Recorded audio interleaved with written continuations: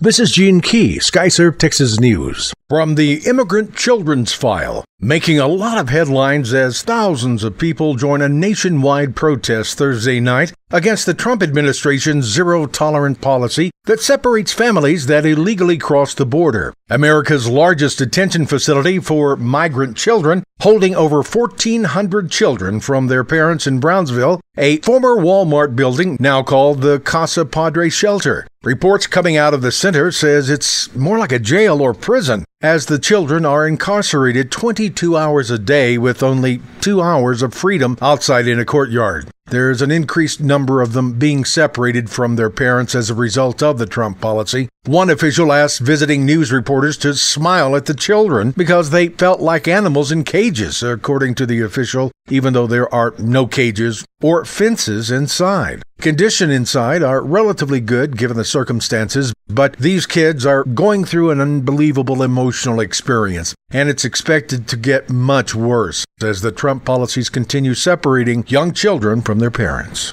From the Past Crimes File, Dr. Katherine Bascone died this February from a brain injury she suffered when she was sexually assaulted and strangled on June 19, 1988, when she was 28 years old. Bascone sustained an anoxic brain injury which left her blind, confined to a bed, and needing nursing care for the rest of her life. George Guo, 56, was arrested Wednesday in Houston, where he lives. After she died in hospice care in February, the medical examiner ruled her death a homicide, listing her cause of death as the brain injury. Guo had a prior criminal history, but had never been charged in the Bascone case. He was sentenced to 14 years in prison and required to register as a sex offender for the rest of his life for his prior crimes. Guo released from prison in 2013.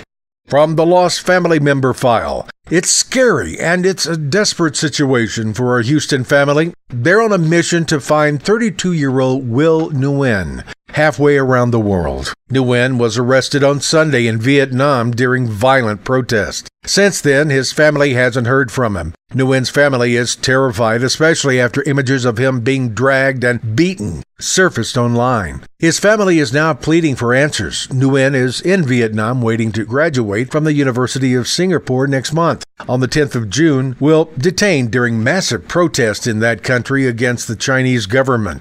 This is Gene Key reminding you to visit us on YouTube, Facebook, or Tumblr at Skyserve News Service.